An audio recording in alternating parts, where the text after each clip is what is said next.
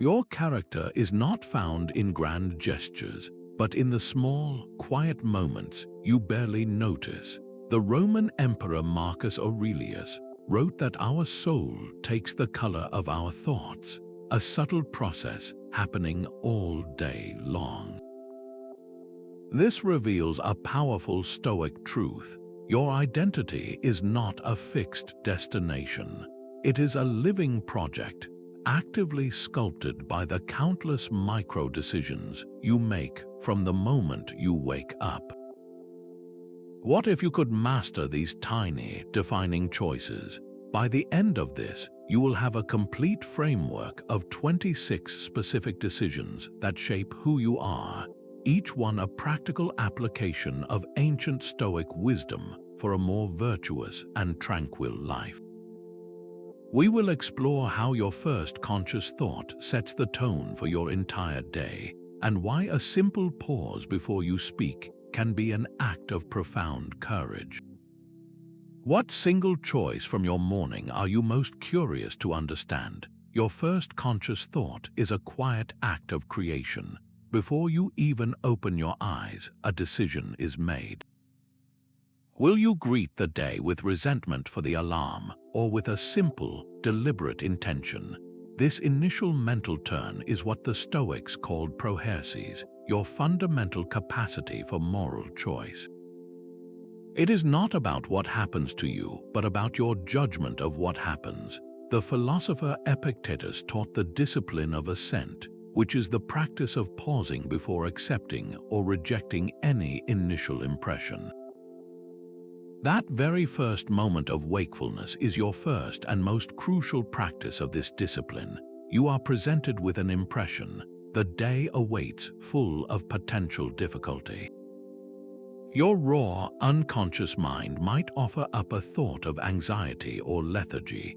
This is where you exercise your choice. You can assent to that negative impression and let it color your entire morning, or you can consciously choose a different path. A practical way to do this is to select a single virtue to guide your day before your feet even touch the floor. You might choose patience. Upon waking, instead of reacting to the noise or the light, you simply reaffirm to yourself, "Today, I will practice patience." This is not a grand resolution shouted from a mountaintop. It is a quiet, internal setting of your inner compass. That one small decision, made in the silence of your own mind, establishes the tone for every judgment and action that follows. It prepares you to meet frustration not with anger but with calm perseverance.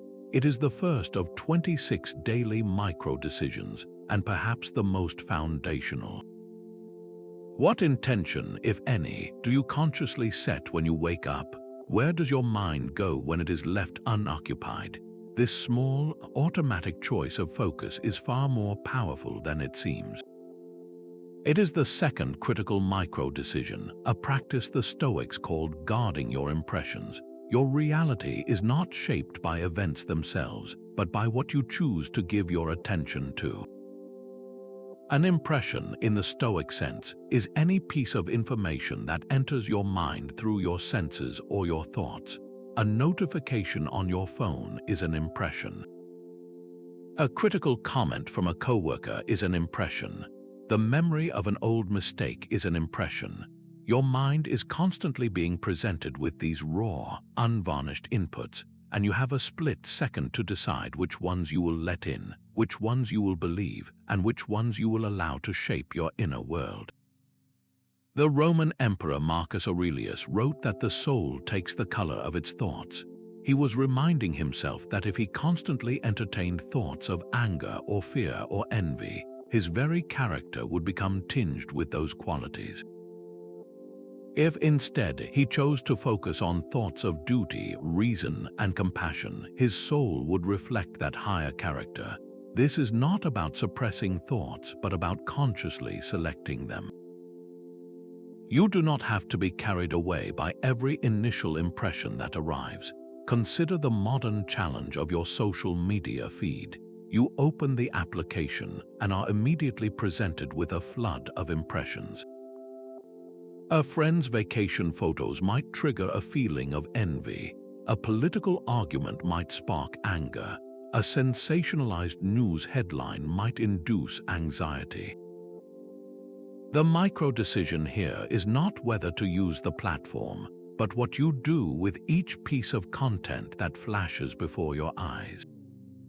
Do you passively absorb the envy, the anger, the anxiety, allowing it to color your soul? Or do you pause, recognize the impression for what it is, and consciously choose not to grant it power over your inner state? You can observe the vacation photo without assenting to the thought that your own life is lacking. You can read the argument without allowing it to stir your temper. This is the active, moment-by-moment work of guarding your gates. So, what do you routinely pay attention to throughout your day? Take a mental audit. What are the first things you look at on your phone in the morning? What kind of conversations do you most frequently engage in? And most importantly, what is the emotional residue these inputs leave behind? Your attention is the brush that paints the color of your soul. What kind of masterpiece are you creating with it? Every impression that enters your mind presents you with a choice. You can swing the gates wide open and let it rush in, or you can stand firm as its guardian. This is the third micro-decision, the practice the Stoics called withholding assent. It is the active choice to not be swept away by your first, often emotional, judgment of any event. The philosopher Epictetus offered a simple but life-changing formula. He said we are disturbed not by things but by the opinions which we have of things. That critical feedback from your boss is not, by itself, what causes your anxiety. It is your immediate, internal opinion that this feedback is a personal attack, a sign of failure, or a threat to your security. That opinion is the impression knocking at your door. The micro-decision of assent is your moment to answer. Do you let that opinion in and accept it as absolute truth, allowing it to dictate your entire emotional state? Or do you pause and question it? Consider a time you received a piece of harsh criticism. Your initial impression might have been a hot flash of embarrassment or a surge of defensive anger. That feeling is the initial suggestion, the raw data. The Stoic practice is to insert a sliver of space between that feeling and your reaction. In that space, you become the gatekeeper. You can choose to reject the exaggerated judgment that you are a complete failure. You can instead choose to assent only to a more reasoned perspective. Perhaps the feedback, while poorly delivered, contains a kernel of useful truth you can learn from. By withholding assent from the catastrophic story your mind first told, you disarm it. You transform a potential spiral of shame into a moment of clear-eyed assessment. Think back to a recent minor irritation. Perhaps someone cut you off in traffic. The initial impression is one of disrespect, of a personal wrong. If you assent to that impression fully, you spend the next 10 minutes fuming, your pulse racing, your day soured. But if you exercise your power of rejection, you can choose a different interpretation. Maybe that driver is rushing to an emergency. Maybe they simply made a mistake, as we all do. This is not about making excuses for others. It is about protecting your own peace. It is the decision to not grant a stranger's action total control over your inner world. Can you recall a moment recently where you successfully paused before reacting, or a time when you failed to and were carried away by that first turbulent wave? That moment of choice, repeated dozens of times a day, is what truly builds your resilience. It is the quiet, relentless work of fortifying your mind. The Romans ended their days with a quiet ritual of reflection. Before sleep, they would look back and ask themselves, what evil have you cured today? What fault have you resisted? But this examination was not solely about moral accounting. It was also a time to acknowledge the good, a practice we can adapt as our fourth micro-decision, the daily inventory of good. This is the conscious choice to actively seek and acknowledge things to be grateful for, not as a passive feeling, but as a disciplined act of Stoic recognition.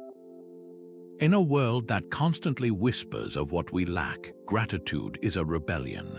It is the decision to see the providence woven into the fabric of ordinary life, from the warmth of the sun to the functionality of your body. The natural human tendency is to focus on what is broken, missing, or desired. This hunger for more is a bottomless pit, and it is the source of much of our discontent. The Stoic philosopher Seneca understood this deeply when he observed that we suffer more often in imagination than in reality. Our minds magnify our wants and fears, creating phantom troubles that feel overwhelmingly real. The practice of gratitude is the antidote. It forcibly grounds you in the present moment, in what is actually here and working, rather than in the anxious stories about what might be missing tomorrow. It shifts your attention from the single chipped tile on the roof to the solidity of the entire structure sheltering you. The practical application is beautifully simple. Each day, perhaps as you lie in bed or during a quiet moment, you mentally list 3 specific things you are thankful for. The key is specificity. Do not just think, "I am grateful for my health." Think, "I am grateful that my legs carried me up the stairs today without pain." Do not just think, "I am grateful for my friend." Think, "I am grateful for the genuine laugh we shared over a silly text message." This specificity forces you to truly see the good that is already present, making the abstract concrete. It is a direct training of your perception to spot the gifts you normally overlook. So, what small, often overlooked aspect of your life can you appreciate today? The steam rising from your morning coffee, the fact that a traffic light turned green just as you approached, the simple comfort of a deep, full breath. This daily inventory is not about denying life's difficulties. It is about building an inner fortress of contentment so that those difficulties hold less power over you. That sudden jolt of adrenaline when another car swerves into your lane is a raw, physical signal. Your heart hammers, your hands tighten on the wheel, and a flash of hot anger demands an immediate outlet.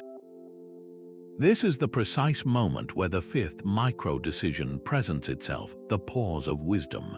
It is the choice to embody the Stoic virtue of temperance, or self-restraint, by inserting a deliberate space between the trigger and your reply. In that sliver of silence, you reclaim your power. The Roman Emperor Marcus Aurelius, who faced immense pressures far greater than traffic, wrote that you have power over your mind, not outside events. Realize this and you will find strength. This strength is not found in suppressing the feeling, but in refusing to let the feeling dictate your actions. The initial surge of anger is not a character flaw. It is an impression, a piece of data. The flaw lies in assenting to it without question, in letting it become a full-blown reaction of shouting, honking, or worse.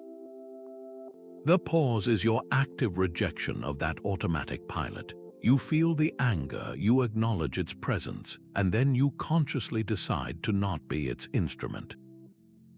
This practice extends far beyond the road. Imagine a difficult conversation with a loved one. They say something that feels like a personal critique. The immediate, impulsive reaction is to defend, to counterattack, to let sharp words fly. But if you can catch that impulse and hold it for just one breath, you create an opening for a response. A response is not passive. It is a reasoned action chosen from a place of clarity. It might be choosing to ask a clarifying question instead of launching a defense. It might be simply stating, "I need a moment to process that," which is itself a powerful and temperate reply. In a work meeting, when your idea is abruptly dismissed, the reaction might be to shut down in resentment or to aggressively reassert yourself. The pause allows you to choose a different path, perhaps to ask about the concerns behind the dismissal, turning a conflict into a collaboration. This tiny space is the gymnasium where your character is exercised and strengthened.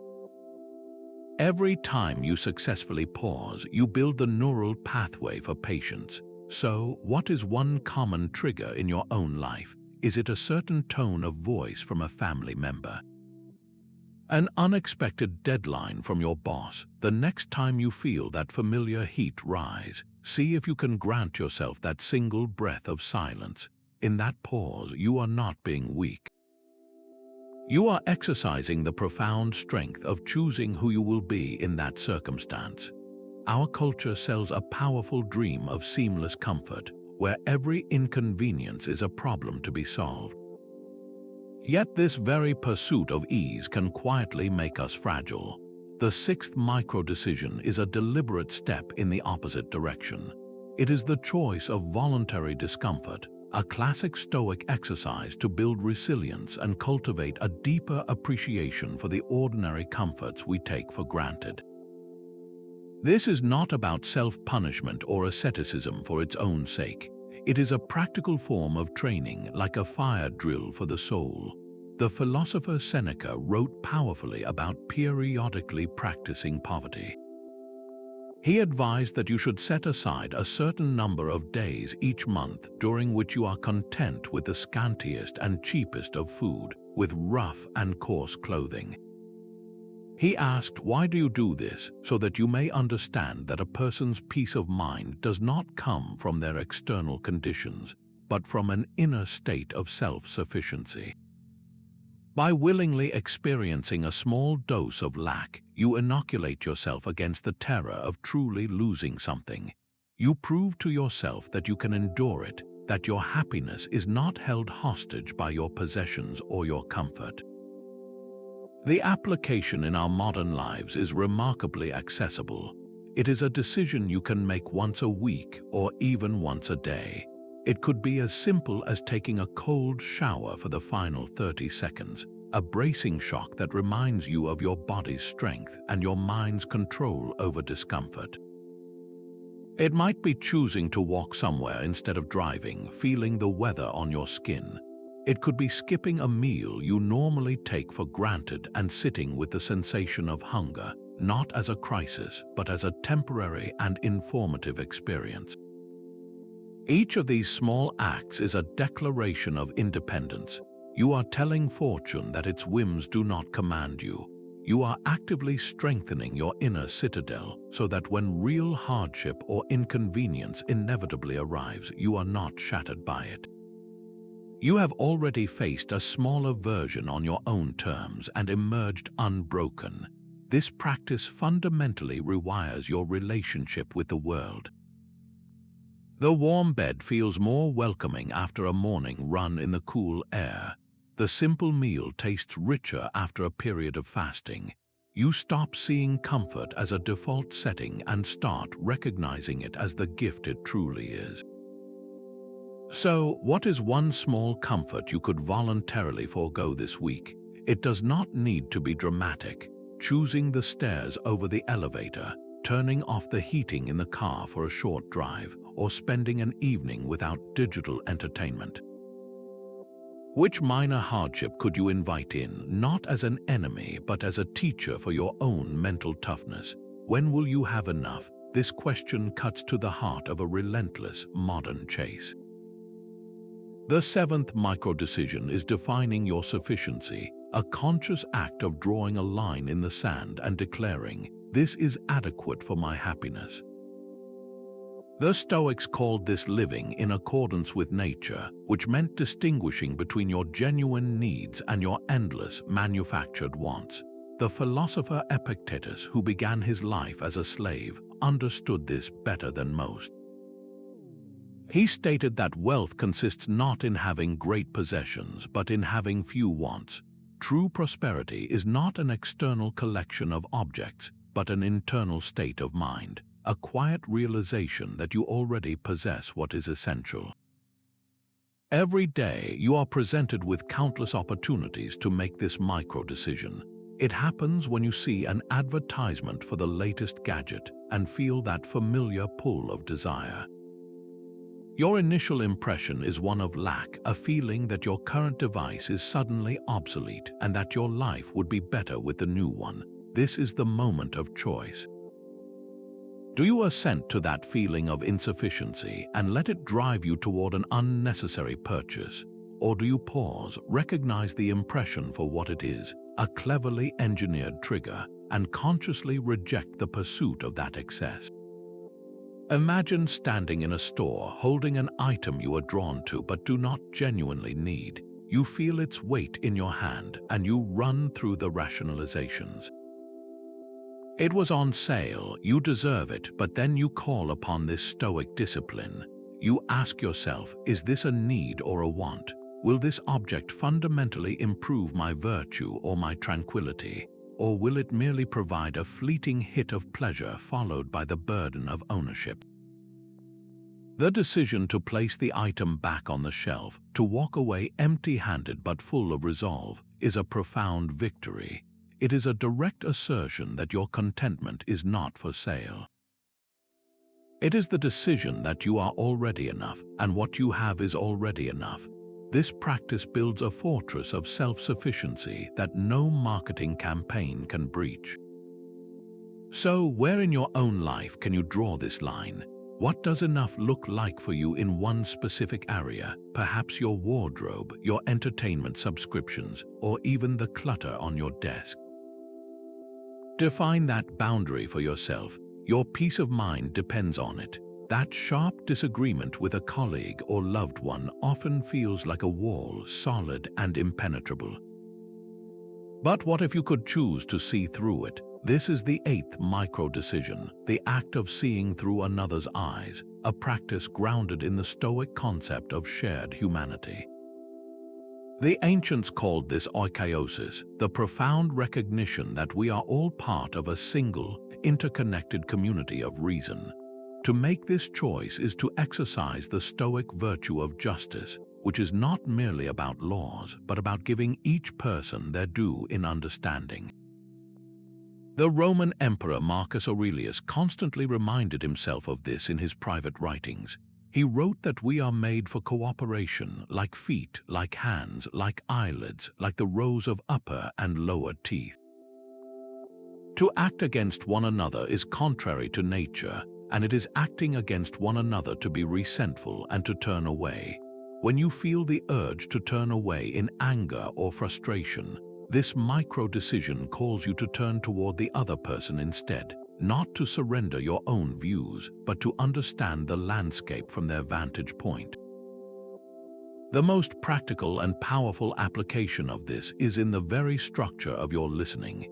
In your next difficult conversation, make the active choice to listen with the sole purpose of understanding, not with the intent to immediately reply.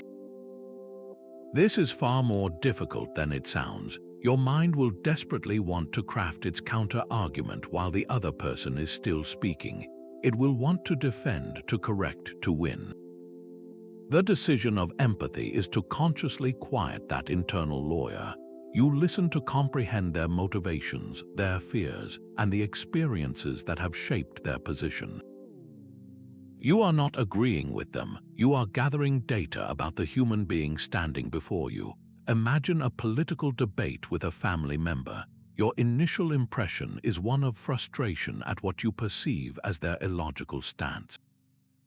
If you assent to that impression, the conversation becomes a battle of talking points, with neither side truly hearing the other. But if you pause and choose empathy, you might ask a simple question. Help me understand what in your experience has led you to that belief. This question transforms the dynamic. It shifts the interaction from a conflict to be one into an exploration to be shared. You might discover that their position is not rooted in stubbornness, but in a personal history you knew nothing about.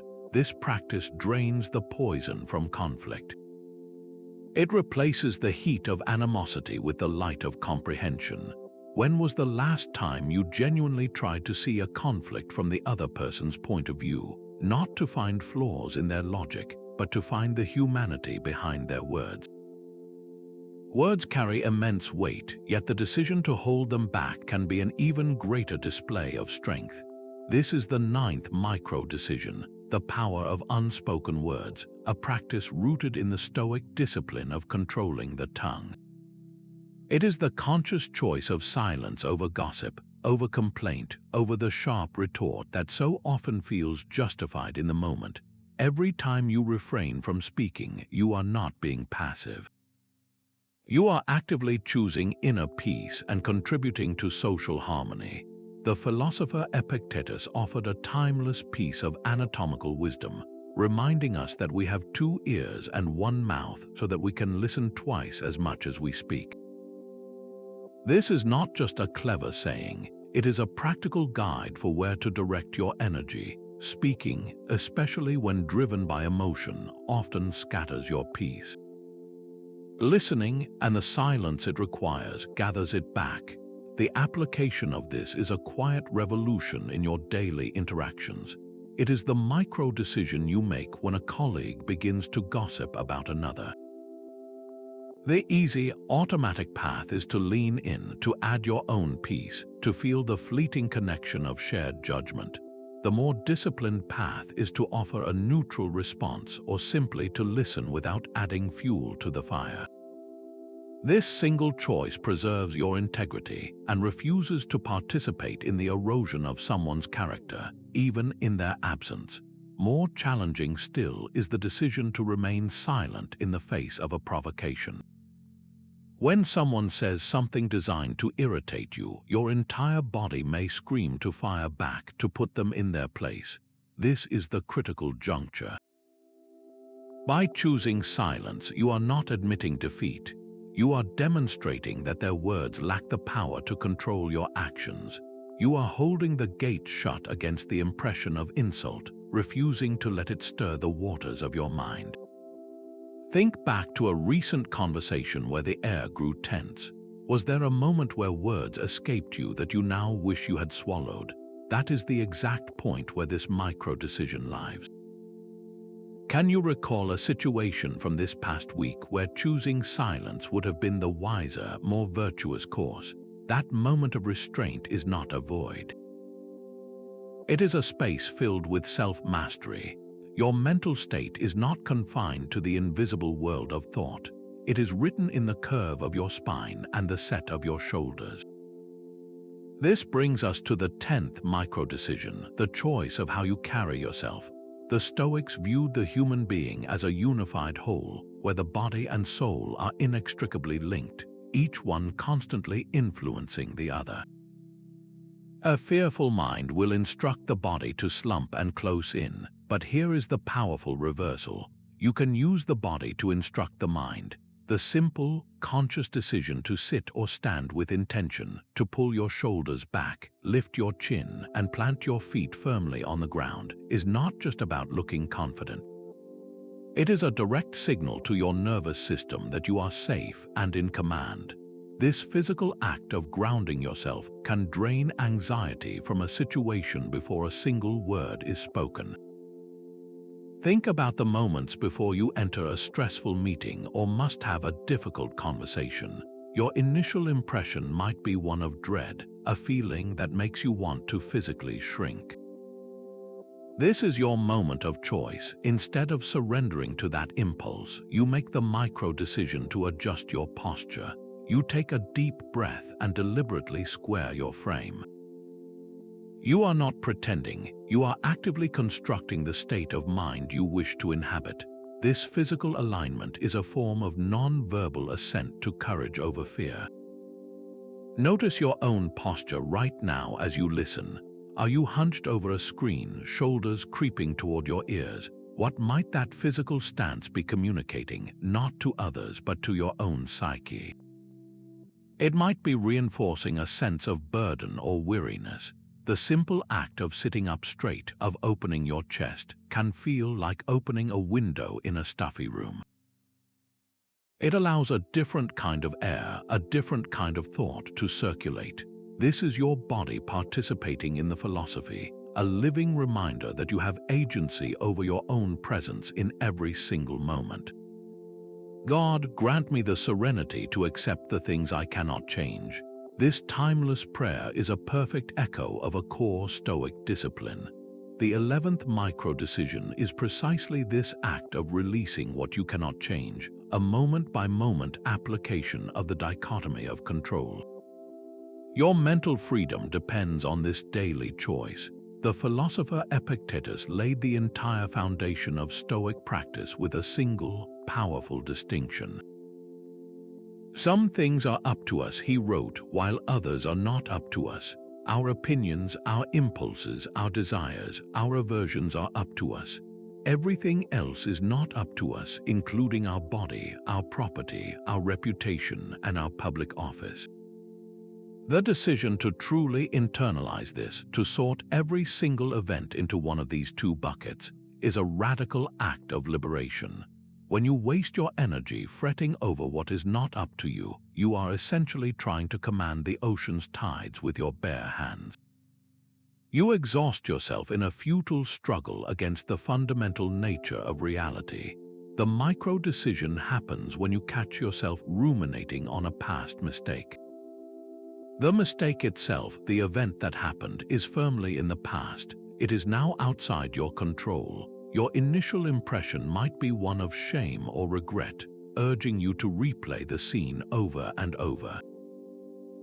But you have a choice. You can assent to that cycle of rumination, letting it drain your present moment of all peace, or you can exercise your power over what is up to you right now. You can choose to focus on the lesson the mistake provided and on your decision to act differently in the future. That is entirely within your power. The same applies to worry about an external outcome, like whether you will get a promotion or what a specific person thinks of you. These outcomes are ultimately not up to you. They depend on the decisions of others, on market conditions, on countless variables you cannot command. The energy you spend anxiously trying to control the uncontrollable is energy stolen from what you can control, your own preparation, your integrity, and your effort. Making this decision feels like setting down a heavy weight you did not realize you were carrying. It is not a passive surrender, but an active reallocation of your life force toward the only arena where you can truly make a difference, your own judgments and actions. So, what one thing are you currently holding onto that is outside your control? Is it the result of a medical test, the approval of a parent, a past failure that haunts you?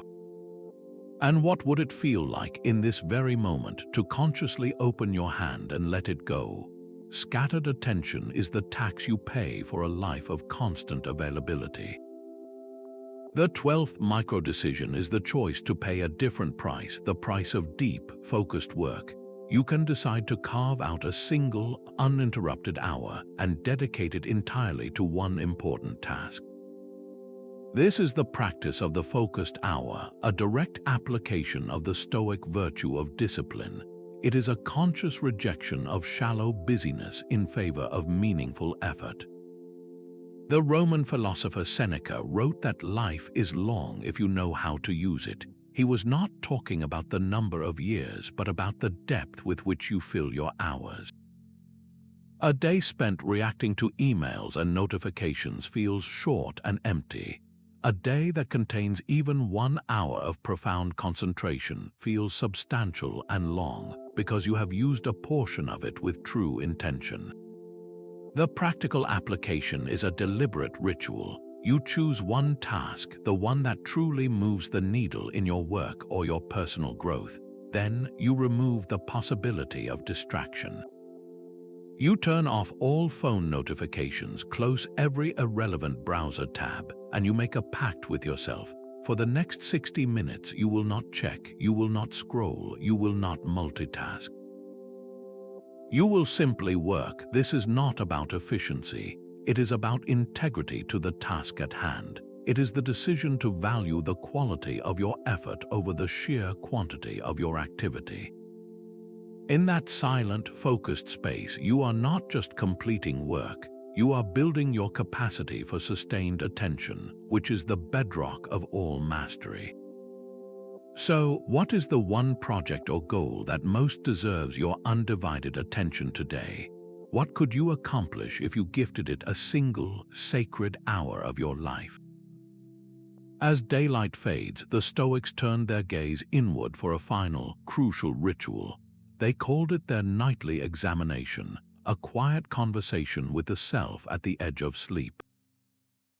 This is the 13th micro-decision, the Stoic Sunset, where you consciously choose to review the tapestry of your day, thread by thread.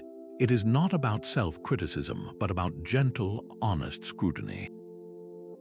Seneca, in his work on anger, advised that we should admonish ourselves each day, asking, "What evil have you cured today? What fault have you resisted? In what way are you better?" This practice transforms your days from a blur of events into a curriculum for your character. The application is a simple 5-minute pause before you turn out the light. You sit in the quiet and ask yourself two fundamental questions. First, where did I act in alignment with my virtues today? Perhaps you practiced patience in a long line or showed courage by speaking a difficult truth. Acknowledge that success, however small. Second, and with equal compassion, you ask, where did I fall short? Did I assent to a flash of anger? Did I waste an hour on trivial distractions? The goal is not to punish yourself, but to learn. Each identified misstep is not a failure, but a single point of data, illuminating a specific spot where your judgment can be strengthened tomorrow. This nightly review is how you close the loop, turning lived experience into lasting wisdom. It is the quiet, deliberate work of polishing your character, one sunset at a time. What would you discover about your own day if you gave it just 5 minutes of honest reflection tonight? A virtue only becomes real when it is acted upon. The 14th micro-decision is the small act of giving, a choice to express kindness without any expectation of reward or recognition. This is where the Stoic ideal of justice transforms from a private thought into a public contribution, actively weaving your thread into the fabric of the common good. Marcus Aurelius wrote a powerful reminder to himself that what is not good for the hive is not good for the bee. Your well-being is intrinsically linked to the well-being of the community you inhabit. Every small, selfless act is a practical affirmation of this truth, strengthening the entire hive by reinforcing our shared humanity. The opportunity for this decision appears in the most ordinary moments. It is the choice to slow down and let a harried parent with a full cart go ahead of you in the grocery line. It is the decision to offer a specific, genuine word of praise to a coworker for a job well done with no ulterior motive. It is noticing someone struggling with a heavy door and choosing to step forward and hold it open. The key is the anonymity and the lack of a desired outcome. You are not doing it for a thank you, for social media recognition, or to put someone in your debt. You are doing it simply because it is good, because it is an expression of your character. This is how you color your soul with the hue of generosity. In that split second where you decide to give a little of your time, your patience, or your attention away, you are making a powerful declaration. You are stating that your own convenience is not the supreme law of the universe. You are exercising your capacity for goodness, and like a muscle, that capacity grows stronger with each repetition. What is one small, anonymous act of kindness you can perform this week? An act whose only witness is your own virtuous character. Your mind is a garden, and everything you consume is a seed. The 15th micro-decision is about what you let in, the active choice to be selective about the information, entertainment, and conversations you consume each day. The Stoics understood that we become what we repeatedly take into our minds, that our soul truly does take the color of its thoughts. This means you must guard the gates of your perception with the same care you would guard your physical health. The philosopher Epictetus offered blunt advice on this front. He warned to avoid fraternizing with non-philosophers, not because they are bad people, but because their constant complaining and negative talk can slowly stain your own perspective. Your daily media diet is the modern equivalent of that company. The endless scroll of sensationalized news, the cynical commentary, the gossip-filled entertainment, all of it is a form of spiritual junk food. It might feel satisfying in the moment, but it leaves your mind malnourished and agitated. The micro-decision happens in those small moments of choice. It is the decision to close a news website after 10 minutes instead of falling down a rabbit hole of outrage. It is the choice to listen to an educational podcast on your commute instead of mindlessly scrolling through social media. It is the choice to politely exit a conversation that has devolved into pure complaint, not with judgment, but with a quiet resolve to protect your own peace. You are not ignoring the world's problems. You are choosing to engage with them from a place of reasoned understanding, rather than from a state of reactive anxiety. This is the discipline of mindful consumption. It is the recognition that your attention is your most precious resource, and you get to decide who and what earns it. So take a quick audit of one source of information you regularly consume. It could be a specific news channel, a social media account, or even a recurring conversation. Ask yourself a simple question. After I engage with this, do I feel more informed and at peace, or more agitated and powerless? The answer will tell you everything you need to know about whether it deserves a place in the garden of your mind. Modern life prizes speed, but wisdom often requires a deliberate slowness.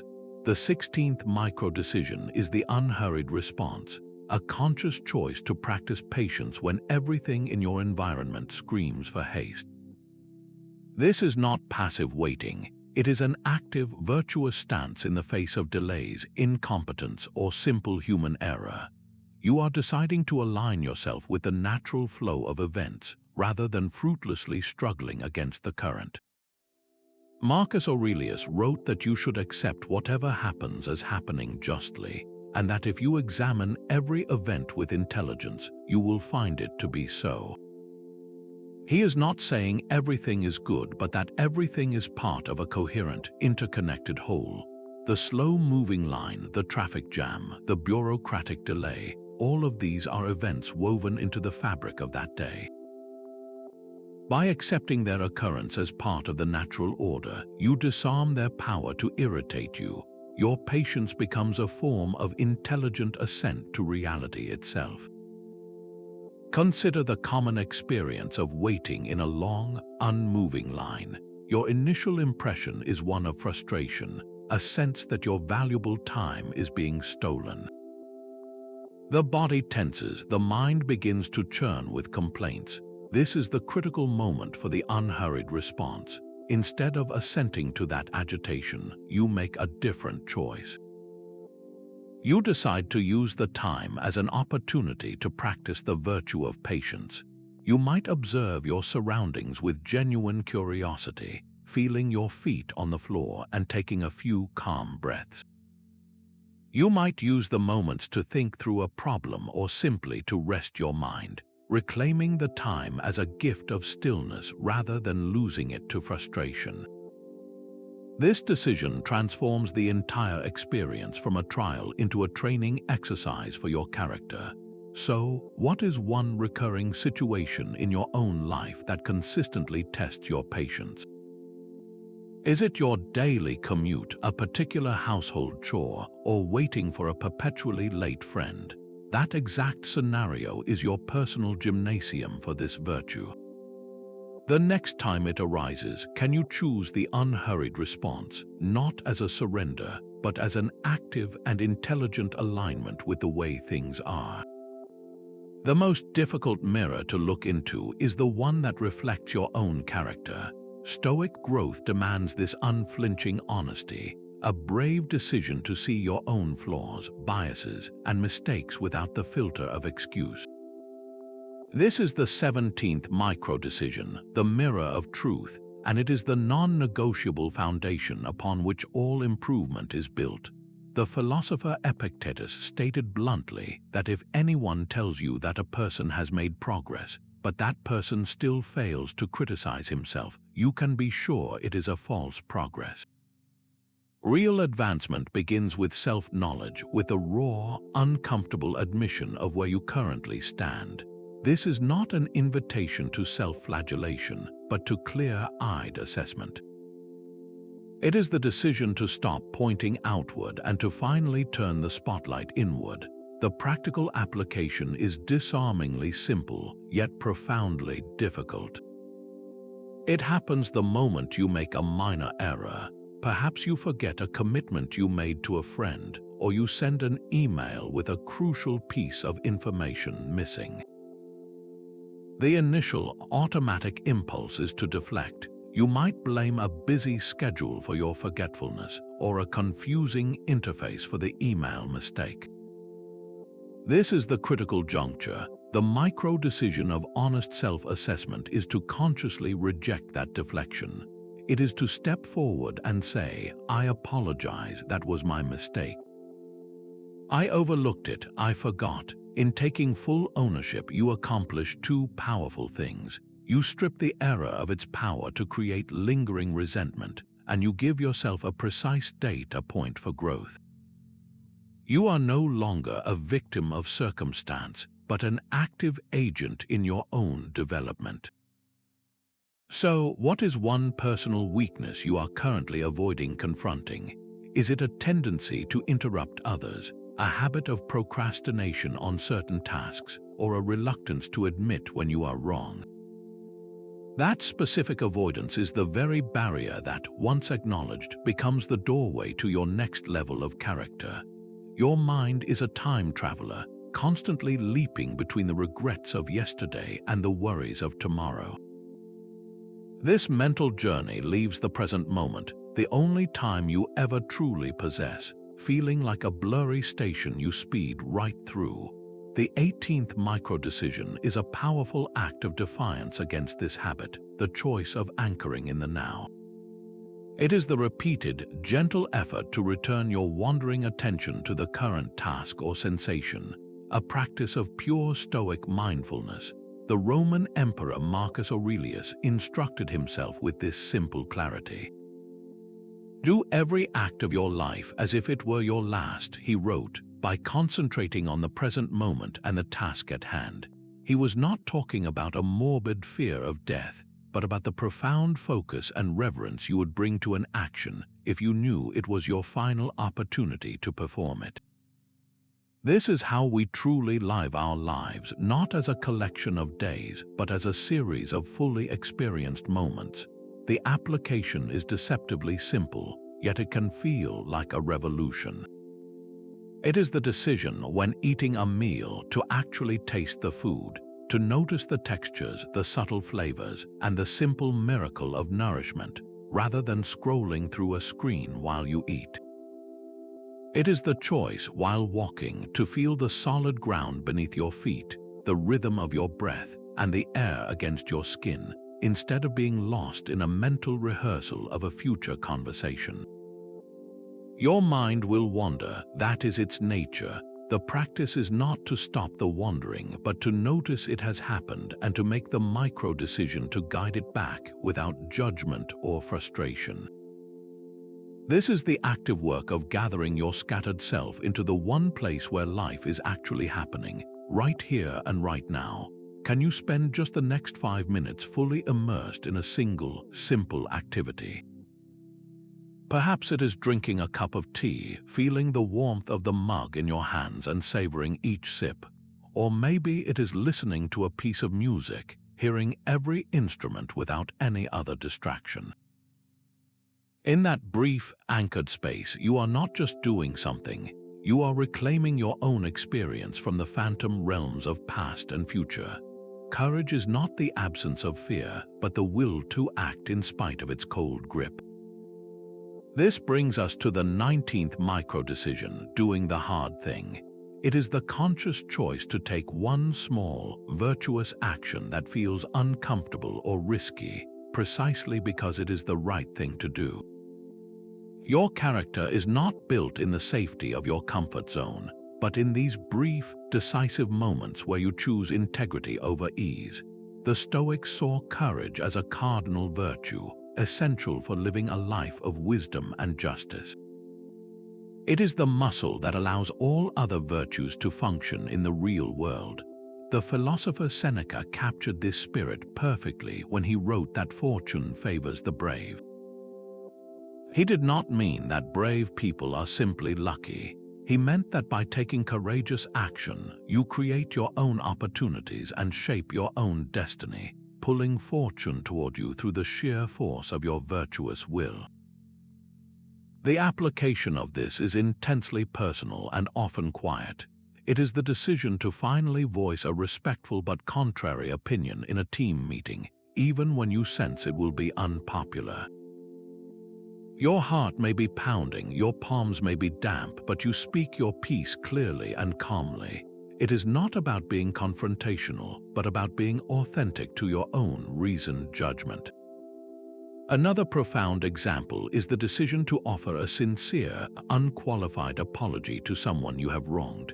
This is often far harder than any physical challenge because it requires you to willingly set your ego aside.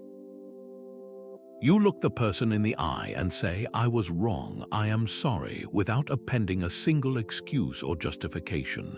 That act of vulnerability is a tremendous display of moral courage. It mends fractures in relationships and, more importantly, it fortifies your own integrity. Each time you do the hard thing, you send a powerful message to yourself. You prove that your principles are stronger than your fear. You build a track record of courage that your future self can rely upon when even greater challenges arise. So, what is that one hard thing you have been quietly avoiding? Is it a difficult conversation you need to initiate? A creative project you are afraid to start because you might fail? A habit you know you must break? Identify that single, specific action. Then, make the decision today to take one small, tangible step toward it. Fortune is waiting, but it only favors those brave enough to take the first step. Your own life is a single thread in the tapestry of the entire cosmos. The 20th micro-decision calls for humility, a conscious choice to remember your true scale within this vast and interconnected whole. The Stoics saw the universe as a single, living entity governed by a rational order, and they understood that recognizing our small place within it is not a cause for despair, but a source of profound peace and a cure for arrogance. This is the decision to see yourself not as the master of the world, but as its perpetual student. Marcus Aurelius directed himself to fly from pride and to consider from what source your opinions and judgments have come. He was urging a humble acknowledgement that your knowledge is limited, your perspective is just one among billions, and your very existence is dependent on a complex web of causes stretching back to the beginning of time. The practical application of this cosmic humility is strikingly down to earth. It is the decision to actively seek out critical feedback on your work, not as a form of punishment, but as a gift that reveals your blind spots. It is the courage in a meeting or a conversation to simply say, "I do not know," when that is the honest truth. These are not admissions of weakness. They are declarations that you are more committed to learning and reality than you are to protecting a fragile self-image. Pride builds walls, closing you off from the very lessons you need to grow. Humility keeps the gates open, allowing the wisdom of others and the world itself to flow in. So, where in your own life might a quiet pride be holding you back? Is there a skill you are reluctant to practice as a beginner? A subject you pretend to understand more than you do? Or a relationship where you find it difficult to admit you were mistaken? That specific area is your classroom, waiting for you to take the seat of the student. A cluttered desk often mirrors a cluttered mind. This is the 21st micro-decision, the choice of order and simplicity, a tangible way to tidy your inner world by bringing harmony to your outer one. The Stoics championed a life lived in accordance with a rational and simple nature, seeing external chaos as a reflection of internal discord. By consciously deciding to create order in your immediate environment and schedule, you are not just cleaning a room. You are actively taking control of the small kingdom that is truly up to you, imposing your will on the physical realm to create a sanctuary for a tranquil mind. This act is a direct assertion of discipline over the creeping entropy of daily life. The application is beautifully straightforward and accessible to anyone. It is the decision to spend 10 minutes clearing off your kitchen counter, not because you have to, but because you choose the virtue of order over the passivity of mess. It is the choice to organize your to-do list, prioritizing 3 important tasks instead of letting 20 trivial ones shout for your attention. It could be the deliberate act of decluttering your digital desktop, closing all the tabs and filing away documents, creating a clean slate for focused work. Each of these small actions is a ritual. As you wipe the dust from a surface or delete an old, unused file, you are symbolically clearing space in your own consciousness.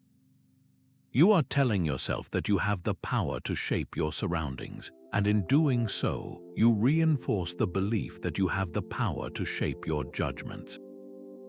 This external order creates a quiet backdrop against which your internal world can find its own calm.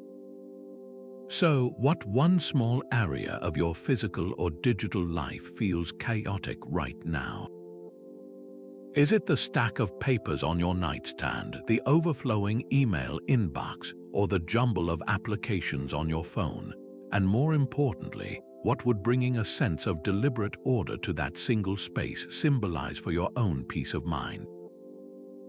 Our culture wears exhaustion like a badge of honor, but the Stoics saw this as a profound error in judgment. The 20-second micro-decision is the Stoic Sabbatical, the conscious and virtuous choice to rest. This is not laziness or a lapse in discipline. It is the wise recognition that you are a finite being with limited energy, and to ignore your need for renewal is to mismanage your most vital resource. The philosopher Seneca wrote eloquently on the necessity of mixing leisure with our labor, stating that the mind must be given rest, for it will rise better and keener after a break. He understood that constant strain does not build strength, it creates fragility. True strength comes from a cycle of exertion and recovery, a rhythm built into the very nature of life. The practical application is a quiet rebellion against the cult of busyness. It is the decision to look at your calendar and actually schedule an hour of doing nothing, defending that time with the same resolve you would for an important meeting. It is the choice at the end of the day to go to bed early, not as a failure, but as an investment in the clarity and energy of tomorrow. This is rest as a form of self-respect, a declaration that your long-term capacity for virtue matters more than a few more hours of shallow productivity. Do you treat rest as a luxury to be earned only after everything is done? Or do you recognize it as the essential, non-negotiable foundation of a resilient and purposeful life? Holding onto anger is like drinking poison and expecting the other person to suffer. The 23rd micro-decision is releasing the debt, a conscious choice to forgive a wrong and relinquish your claim to resentment. This is not about condoning the action or pretending you were not hurt. It is a strategic and deeply Stoic act of self-liberation. You are cutting the chain that binds you to the person who caused you pain. Marcus Aurelius offered a profound insight into human nature that makes this decision possible. He wrote that when people do wrong, it is because they are ignorant of what is good and what is evil. They are acting from a place of mistaken judgment, believing that their harmful action will somehow benefit them. This does not excuse the behavior, but it reframes the offender from a monster to a misguided human being, someone who is, in a sense, spiritually unwell. The decision to forgive is an internal one made for your own peace, and it often needs no audience. The application begins with a minor slight. Perhaps a friend made a careless comment that stung, or a colleague took credit for your idea in a meeting. The initial, entirely natural impression is one of hurt and indignation. You feel a debt is owed to you, an apology or an acknowledgement. The micro-decision is to privately release that debt. You consciously decide to no longer hold that person emotionally hostage for their mistake. You acknowledge the hurt, you learn from the experience, and then you set the entire heavy ledger down. You do this not for them, but for you, because carrying the weight of resentment is a burden that only you feel. It clouds your judgment and steals your tranquility. So, who is that one person you need to forgive for a past transgression? Not because they deserve it, but because you deserve the freedom that comes with letting it go. A life lived for the approval of others is a life half-lived. The 24th micro-decision is speaking your truth, the choice to express your genuine thoughts and feelings in a measured and virtuous way. This is the heart of the Stoic ideal, to live in accordance with nature, which means to live in alignment with your own rational principles, not the shifting winds of popular opinion. Your integrity is the one possession no one can take from you, but you can choose to give it away piece by piece each time you silence your authentic self for the sake of conformity. The philosopher Epictetus addressed this with his characteristic clarity, stating that if you ever find yourself yielding to popular opinion for the sake of mere reputation, know that you have wrecked your whole plan of life. He was not advocating for blunt, unthinking honesty that wounds others, but for the courage to be who you are, guided by reason and virtue. The micro-decision presents itself in countless social moments. A friend shows you a new, rather unflattering haircut and asks for your opinion. The easy path, the one that seeks immediate social comfort, is to offer a white lie. It looks great, you say, while inwardly cringing. The more courageous and authentic path, taken not to hurt but to honor the truth, is to choose a kind but genuine response. You might say, I appreciate you asking me, but it is not my personal favorite style on you. This response is measured, it is rooted in your true perception, and it is delivered without malice. It builds integrity because there is now a perfect alignment between your inner judgment and your outward expression. You are not being controlled by the fear of their potential disapproval. In what situation do you often silence your true self to fit in? Is it during family gatherings where a certain topic arises, or in workplace meetings where you bite your tongue to avoid rocking the boat? That specific moment of hesitation is your arena. Choosing to speak your truth there, with reason as your guide, is how you stop wrecking your plan of life and start building one of unshakable self-respect. Life itself is the only classroom that never closes. The 25th micro-decision is to enroll in it daily, to actively seek out one new piece of knowledge, one fresh insight, or one small skill. This is the daily lesson, a living expression of the Stoic commitment to lifelong learning and the relentless pursuit of wisdom. Your mind is not a vessel to be filled, but a fire to be kindled, and this daily decision is the spark that keeps it burning bright and adaptable. Seneca captured the urgency of this beautifully when he wrote, "As long as you live, keep learning how to live." He was not talking about accumulating facts, but about the continuous refinement of your understanding, the constant sharpening of your judgment against the whetstone of new ideas. The application is wonderfully uncomplicated and fits into even the busiest of days. It is the decision to read a single page from a philosophical text during your morning coffee, allowing an ancient thought to resonate in a modern context. It could be listening to a short podcast on a subject entirely outside your expertise during your commute, stretching the boundaries of your knowledge.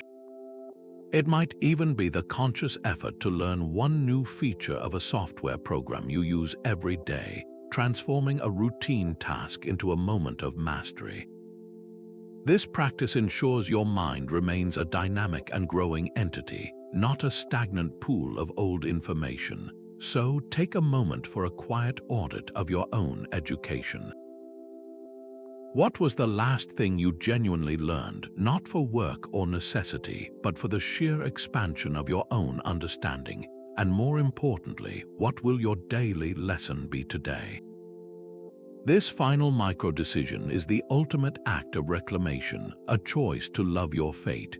The Stoics called this profound concept amor fati, a love of one's fate.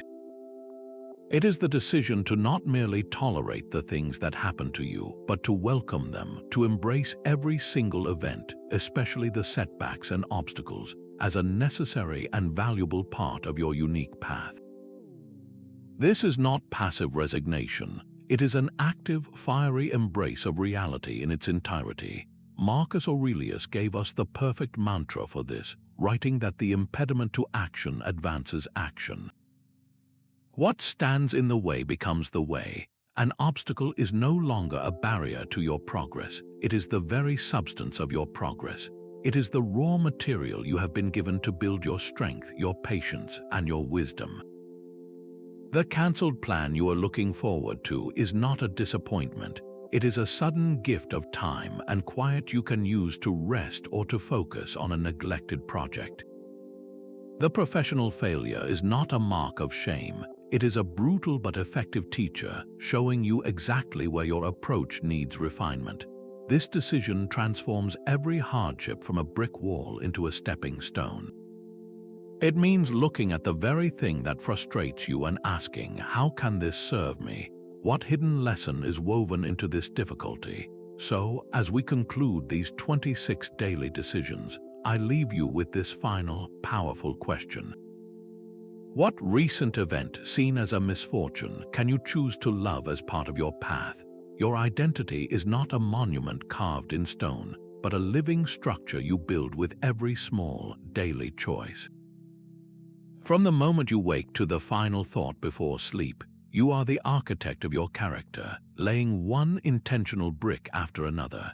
Each of these 26 micro-decisions is a practical workshop for applying ancient Stoic wisdom, a chance to sculpt a more virtuous and tranquil life. The ultimate goal is not perfection, but the quiet dignity of continuous progress. The philosopher Epictetus captured this journey perfectly when he wrote that the happiness of those who want to be admired is not in their own power, but the happiness of those who want to improve themselves has no limit. Your fulfillment is found not in external praise, but in the private satisfaction of knowing you are actively building a stronger, wiser self each day. This entire framework is a path to that self-directed happiness, a guide to living in alignment with your nature. You do not need to master all 26 decisions at once. That would be overwhelming and contrary to the Stoic focus on what is within your control right now. Instead, choose just one or two of these practices to focus on for the coming week. Perhaps it is the pause of wisdom before you react, or the daily inventory of good before you sleep. Which single micro-decision felt most resonant for your own life? Share in the comments which one you will be working on, and join a community of others committed to the same quiet, daily work of building a life